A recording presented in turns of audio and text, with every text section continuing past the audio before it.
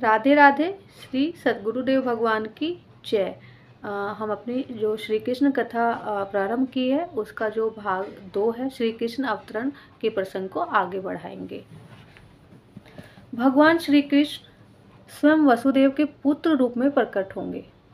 उनके प्रकट होने के पूर्व सारे देवताओं को अपनी अपनी पत्नियों से संसार भर के विभिन्न पवित्र परिवारों में भगवान को उनके कार्यों में सहायता पहुंचाने के लिए प्रकट होना चाहिए। यहाँ पर तत्प्रियार्थम शब्द अत्यंत उपयुक्त है, जिसका अर्थ है कि देवताओं को चाहिए कि भगवान को प्रसन्न करने के लिए इस पृथ्वी पर प्रकट हो।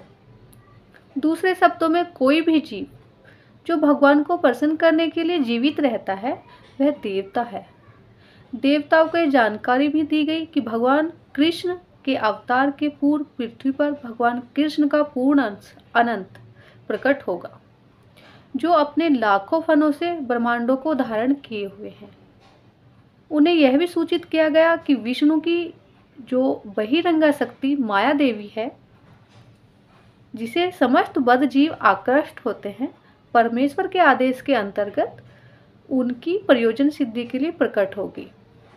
समस्त देवताओं तथा भूमि को भी मधुर वचनों से आदेश दिया गया। प्रजापतियों के पिताजी ब्रह्मा जी अपने धाम सर्वोच्च लोक ब्रह्मलोक को चले गए। यदुवंश को नायक राजा सूरसेन मथुरा प्रदेश, जिसमें मथुरा नगर आता है, तथा साथ ही सूरसेन नामक जनपद पर, जिसका नाम उन्हीं के नाम पर रखा गया था, शासन कर रहा था।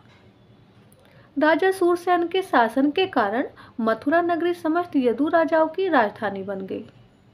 मथुरा इसलिए भी राजधानी बनी क्योंकि यदुओं का परिवार अत्यंत पवित्र था और वे जानते थे कि मथुरा ही ऐसा स्थान है जहां द्वारका के ही समान श्री कृष्ण का नित्यवास रहता है। एक बार सूरसेन के पुत्र वसुदेव देवकी को ब्याह कर अपनी नवपरिणीता पत्नी के साथ रथ पर चढ़कर अपने घर जा रहे थे।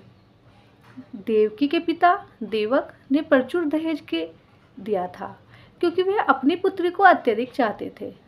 उसने सैकड़ों रथ दिए थे जो पूर्णतः स्वर्ण मंडित थे। उस समय उग्रसेन का पुत्र कंस अपनी बहन देवकी को प्रसन्न करने के लिए वसुदेव के रथ के घोड़ों की रास स्वेच्छा से अपने हाथ में लेकर हाँकने लगा। वैदिक सभ्यता की प्रथानुसार जब कन्या का ब्याह होता है तो उसका भाई अपनी बहन तथा अपने बहनोई को उनके घर ले जाता है। नवविवाहिता कन्या को अपने पिता के परिवार का विछोह न खले, इसलिए भाई उसके साथ तब तक जाता है जब तक वह अपनी बहन को ससुराल ना पहुंचा दे। देवक ने जो पूरा दहेज दिया था वह इस प्रकार था: स्वर्ण हारों से मंडित 400 हाथी, 15,000 सुसज्जित घोड़े तथा 1800 रथ। उसने अपनी पुत्री के साथ जाने के लिए 200 सुंदर बालिकाएं भी भेजने की व्यवस्था की थी। क्षत्रियों की विवाह प्रणाली, जो भारत में भी प्रचलित है, बताती है कि जब क्षत्रिय का विवाह हो तो दुल्हन के अतिरिक्त उसकी कुछ दर्जन तरुण सहेलियां भी राजा के घर जाए। रानी की अनुचरिया दासी कहलाती हैं, किंतु वास्तव में वे रानी की सहेलियों की तरह कार्य करती हैं।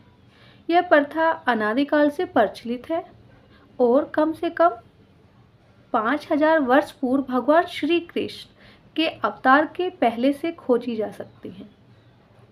इस प्रकार वसुदेव अपनी पत्नी देवकी के साथ 200 सुंदर कन्याएं भी लेकर आए थे। जब दूल्हा तथा दुल्हन रथ में जा रहे थे तो इस शुभ मुहूर्त की जानकारी देने के लिए अनेक प्रकार के बाजे बज रहे थे। शंख, बिगुल, ढोल, मृदंग एक साथ मिलकर मधुर संगीत वादन की ध्वनि उत्पन्न कर रहे थे। शोभा यात्रा अत्यंत मनोहर ढंग से निकल रही थी और कंस रथ को हाँक रहा था। तभी आकाश में अचानक एक आश्चर्यजनक ध्वनि गूंजी, जिसने विशेष रूप से कंस को उद्बोधित किया। हे कंस, तुम कितने मूर्ख हो! तुम अपनी बहन तथा बहनोई को रथ हाँक रहे हो, किंतु तुम यह नहीं जान रहे कि तुम्हारी इस बहन की 8वीं संतान तुम्हारा वध करेगी। कंस भोजवंशी उग्रसेन जी का पुत्र था। कहा जाता है कि कंस समस्त भोजवंशी राजाओं में सर्वाधिक आसुरी प्रवृत्ति का था। आकाशवाणी सुनते ही उसने देवकी के केस पकड़ लिए और उसने अपनी तलवार से मारना चाहा।